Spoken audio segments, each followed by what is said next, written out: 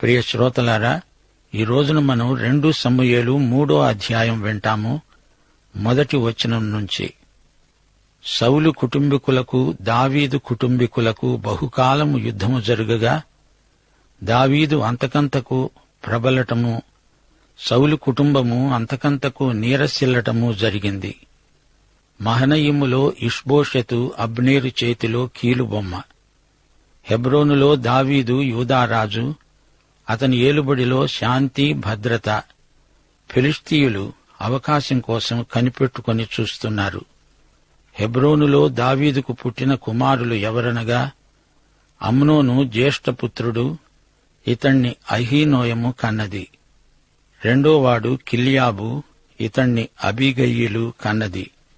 మూడోవాడు అబ్షాలోము, ఇతణ్ణి కన్నతల్లి మయక. నాలుగోవాడు అదోనియా, ఇతణ్ణి హగ్గీతు కన్నది. ఐదోవాడు షపట్య, ఇతణ్ణి అబీటలు కన్నది. ఆరోవాడు ఇత్రెయాము, యగ్లా కన్న కొడుకు. వీరు హెబ్రోనులో పుట్టిన దావీదు కుమారులు. దావీదుకు భార్యల సంఖ్య ఎక్కువయింది. బహుభార్యాత్వం ధర్మశాస్త్రానికి విరుద్ధం. ద్వితీయోపదేశకాండం 17వ అధ్యాయం 17వ వచనం. తన హృదయము తొలగిపోకుండునట్లు అతడు అనేక స్త్రీలను వివాహము చేసుకొనకూడదు. ఈ విషయంలో దావీదు చేసింది సబబు కాదు. గిద్యోను అనే న్యాయాధిపతి ఇందులో దావీదును మించిన బహుభార్యాలోలుడు. దావీదు జీవితంలోని చివరి 20 సంవత్సరాలు బహుభార్యాత్వపు దుష్ఫలితాలు తేటగా కానవస్తాయి. ప్రియ సోదరీ సోదరులారా, దేవుడు ఆదాము నుండి ఒకే ప్రక్కటెముకను తీశాడు. 2 కాదు, 3 కాదు. ఒకే భార్య ఉండడం కుటుంబానికి ఆరోగ్యం. దావీదు కొడుకుల జాబితా ఇప్పుడే విన్నారు కదా. కిల్యాబు రెండో కుమారుడు. కిల్యాబు అంటే తండ్రి లాంటివాడు అని అర్థం. కిల్యాబు అనేది ముద్దు పేరు. అసలు పేరు దానియేలు. ఇతడు చిన్న వయస్సప్పుడే చనిపోయాడు. గెషూరు రాజు తల్మయి, ఇతని కుమార్తె మయక దావీదు భార్య. తల్మయి తన కుమార్తెనిచ్చి దావీదుతో సఖ్యపడిన రాజు. అదోనియా దావీదుకు కలిగిన 4వ కుమారుడు. అబ్షాలోము చనిపోయాక అదోనియాకే జ్యేష్ఠత్వం వచ్చింది. యగ్లా అదోనియా తల్లి. అంతఃపురంలో ఈమెదే పైచేయి. 6వ వచనం. సౌలు కుటుంబీకులకు దావీదు కుటుంబీకులకు యుద్ధము జరుగుతూ ఉండగా అబ్నేరు సౌలు కుటుంబీకులకు బహు సహాయము చేశాడు. ఇష్బోషెతును రాజుగా నిలవబెట్టాడు. అయ్యా కుమార్తె అయిన రిస్పా అనే ఒక ఉపపత్ని సౌలుకు ఉండేది. ఇష్బోషెతు అబ్నేరును నిలదీసి అడిగాడు, నా తండ్రికి ఉపపత్ని అయిన దానిని నీవెందుకు కూడావు? అబ్నేరు ఇష్బోషెతు అడిగిన మాటకు బహుగా కోపగించుకొని అన్నాడు, నిన్ను దావీదు చేతికి అప్పగించక నీ తండ్రి అయిన సౌలు ఇంటి వారికి, అతని సహోదరులకు, అతని స్నేహితులకు ఈవేళ ఉపకారము చేసిన నన్ను యూదావారికి చేరిన కుక్కతో సమానుడిగా చేసి ఈ దినమున ఒక స్త్రీని బట్టి నా మీద నేరము మోపుతావా? యెహోవా దావీదుకు ప్రమాణము చేసిన దానిని అతని పక్షమున నేను నెరవేర్చని ఎడల దేవుడు నాకు గొప్ప అపాయము కలుగచేయునుగాక. సౌలు ఇంటివారి వశము కాకుండా రాజ్యాన్ని తప్పించి దాను మొదలుకొని బెయేర్షెబా వరకు దావీదు సింహాసనమును ఇశ్రాయేలు వారి మీద, యూదావారి మీద నేను స్థిరపరుస్తాను, చూచుకో. ఈ విధంగా అబ్నేరు ఇష్బోషెతును బెదిరించాడు. కావున ఇష్బోషెతు అబ్నేరుకు భయపడి ఇక ఏ మాట పలుకలేకపోయాడు. ఇష్బోషెతు అబ్నేరును అదుపులో పెట్టలేకపోయాడు. అబ్నేరు బుకాయిస్తున్నాడు. యోవాబు దావీదు సేనాపతి అయి ఉండి ఇలానే ప్రవర్తిస్తాడు కాని యోవాబు స్వామిద్రోహి కాడు, కాని కొంచెం దురుసు మనిషి. నేను యూదా కుక్కననుకున్నావా? ఖబర్దార్ అంటున్నాడు అబ్నేరు. నేను శత్రుపక్షం వాణ్ణే? రిస్పాను గురించి నన్ను శిక్షిస్తావా? నీ తరం కాదు అంటూ ధిక్కారంతో మాట్లాడుతున్నాడు. నేనే గదా నిన్ను రాజును చేసింది, దావీదే దేవుని వాగ్దానము గలవాడు అంటూ నిజం చెప్పి ఇష్బోషెతును ఉడికిస్తున్నాడు. చూచుకో నిన్నేం చేస్తానో, దావీదుకు మద్దతిస్తాను అంటూ కఠినమైన పరుష పదజాలం ప్రయోగిస్తున్నాడు. దానితో ఇష్బోషెతు ఏమీ అనలేక నోరు మూసుకొని ఊరుకున్నాడు. అంతమందిలో ఏ ఒక్కరూ ఇష్బోషెతు పక్షాన మాట్లాడలేదు. ప్రతి ఒక్కడూ అబ్నేరుకు భయపడుతున్నాడు. అబ్నేరును న్యాయస్థానంలో విచారించడానికి రాజుకు ధైర్యం చాలలేదు. 12వ వచనం. అబ్నేరు తన తరఫున దావీదు నొద్దకు దూతలను పంపి వర్తమానం అందించాడు. ఈ దేశం ఎవరిది? నీవు నాతో నిబంధన చేసిన ఎడల నేను నీకు సహాయము చేసి ఇశ్రాయేలు వారినందరినీ నీ తట్టు తిప్పుతాను. అందుకు దావీదు అన్నాడు, మంచిది, నేను నీతో నిబంధన చేస్తాను. అయితే నీవు ఒక పని చెయ్యాలి. నా సందర్శనార్థమై నీవు వచ్చేటప్పుడు సౌలు కుమార్తె అయిన మీకాలును నా వద్దకు తీసుకురావాలి, లేదా నీకు నా సందర్శనం లభించదు. అబ్నేరు తలబిరుసు మనిషి. ఇష్బోషెతుకు వ్యతిరేకంగా దావీదుతో అప్పుడే మంతనాలు సాగించటం మొదలుపెట్టాడు. ఈ దేశం ఎవరిది? ఇది నా స్వాధీనంలో ఉంది. సౌలు కుటుంబానిది. నేను ప్రధానమంత్రిని. రా, వడంబడిక చేసుకుందాము. నేను ఇదంతా నీ వశం చేయగలను. దావీదు అబ్నేరు అహంభావాన్ని గుర్తించాడు. మీకాలును మొదట తెచ్చి అప్పగించు, ఆమె నా భార్య. నా మామ ఆమెను మరొకరికి ఇచ్చి చేశాడు. దావీదు మీకాలు విషయం రాజకీయం చేస్తున్నాడు. ఇంటి అల్లుడుగా తనకు గుర్తింపు కావాలి. దావీదు ఇష్బోషెతుకు కూడా దూతల ద్వారా వర్తమానం పంపాడు. ఫిలిష్తీయులలో 100 మంది ముందోళ్లను తెచ్చి నేను పెండ్లి చేసుకున్న మీకాలును నాకు అప్పగించాలి. వెంటనే ఇష్బోషెతు దూతను పంపి పల్తీయేలుతో సంసారం చేస్తున్న మీకాలును పిలువనంపాడు. మీకాలు పెనిమిటి బహురీము వరకు ఆమె వెనుక ఏడుస్తూ రాగా అబ్నేరు, నీవు తిరిగిపో అన్నప్పుడు అతడు వెళ్లిపోయాడు. మీకాలు రెండో భర్త పేరు పల్తీయేలు. పల్తీయేలు అంటే యెహోవాయే విమోచన అని అర్థం. 9 ఏండ్లు మీకాలు అతని వద్ద ఉన్నది. పల్తీయేలును విడిచిపెట్టడం మీకాలు కూడా బాధగానే ఉంది. కాని దావీదు వద్దకు వెళ్లక తప్పదు. ఇప్పుడు ఆమె దావీదు భార్యలలో ఒకతే అవుతుంది. ఈ సమస్యకు మూల కారణం సౌలు. ఇప్పుడు దావీదు భార్యల సంఖ్య ఇంకా పెరిగింది. 17వ వచనం. అంతలో అబ్నేరు ఇశ్రాయేలు వారలను పిలిపించి వారితో అన్నాడు, దావీదు మిమ్మును ఏలాలని మీరు ఇంతకు మునుపు కోరారు గదా. యెహోవా దావీదును గూర్చి అన్నాడు, నా సేవకుడైన దావీదు చేత నా జనులైన ఇశ్రాయేలీయులను ఫిలిష్తీయుల చేతిలో నుండి, వారి శత్రువులందరి చేతిలో నుండి విమోచిస్తాను. సరే, ఇప్పుడు మీ కోరిక నెరవేర్చుకోండి. అబ్నేరు స్వయంగా మీకాలును తీసుకువెళ్లి దావీదుకు అప్పగించబోతున్నాడు. ముందుగా ఇశ్రాయేలు పెద్దలతో సమాలోచన చేస్తున్నాడు.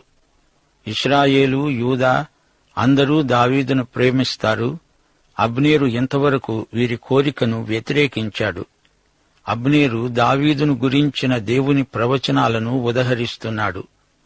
అబ్నేరు ధైర్యం గల సైనికుడే కాని దావీదుకు, యోవాబుకు తగిన ఉజ్జీ కాడు. పైగా ఇష్బోషెతు వల్ల అబ్నేరుకు ప్రయోజనమేమీ లేదు.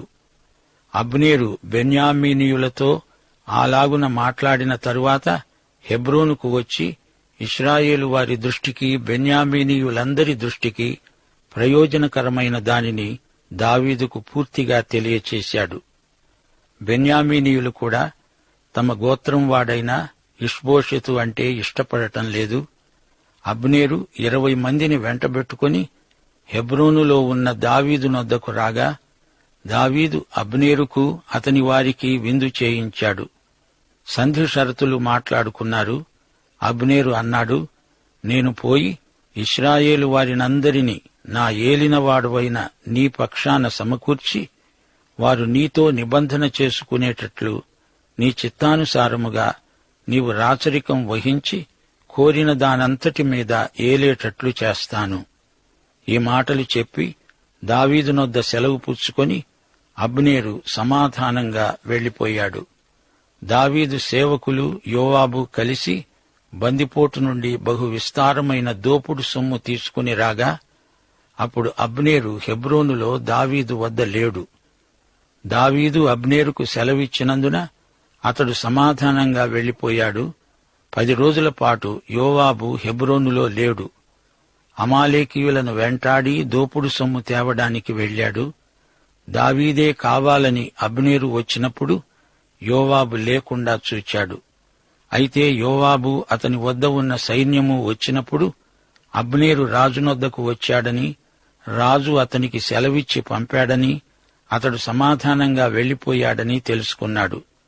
యోవాబు రాజునొద్దకు వచ్చి అన్నాడు, చిత్తగించాలి, నీవేమి చేశావు?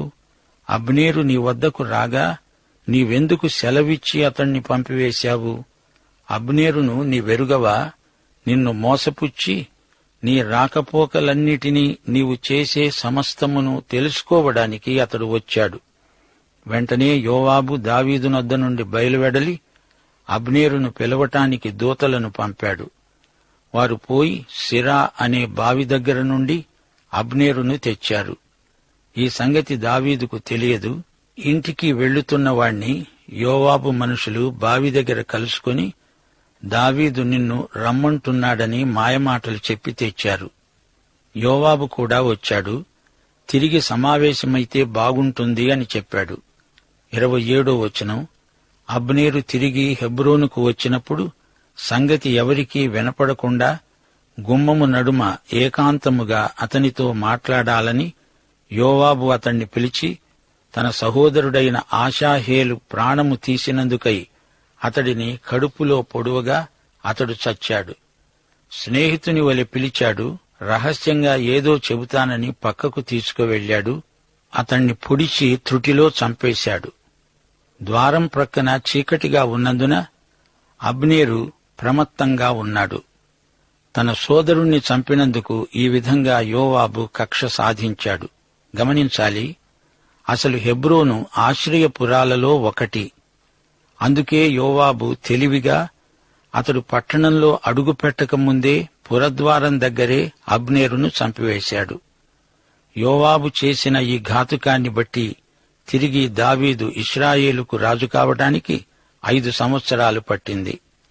ఆ తరువాత ఈ సమాచారము దావీదుకు వినబడినప్పుడు అతడు అనుకొనినదేమనగా, నేనును నా రాజ్యమును అబ్నేరు ప్రాణం తీయటం విషయంలో యెహోవా సన్నిధిలో ఎప్పటికీ నిరపరాధులమే.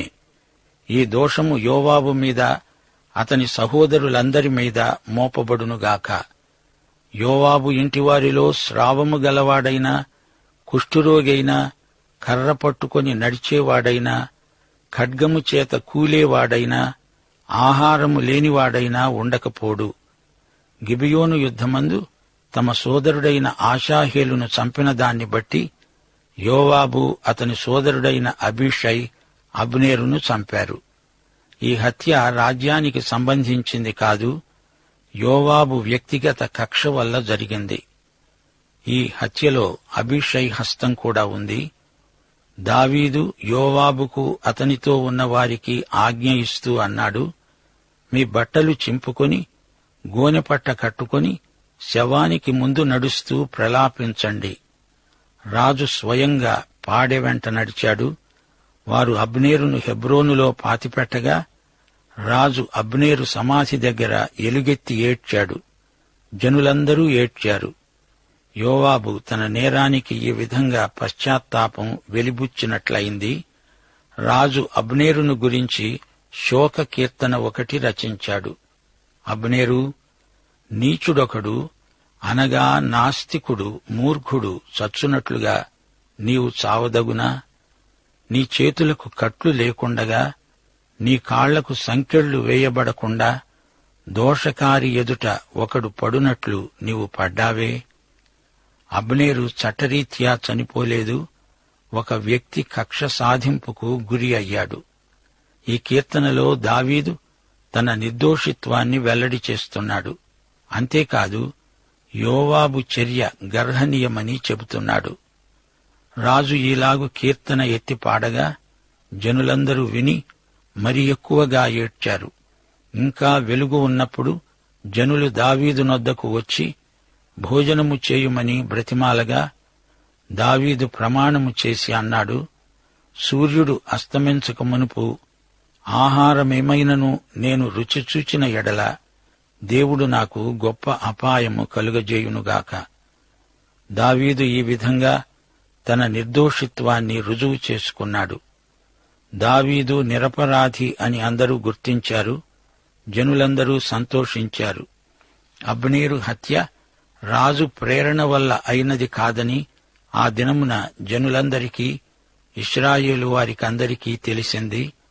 రాజు తన సేవకులతో అన్నాడు, నేటి దినమున పడిపోయినవాడు ఇశ్రాయేలు వారిలో ప్రధాని అని, పెద్దలలో ఒకడని మీకు తెలిసింది గదా. పట్టాభిషేకము నొందినవాడనైనా నేడు నేను బలహీనుణ్ణైపోయాను. సెరూయా కుమారులైన ఈ మనుష్యులు నాకంటే బలము గలవారు.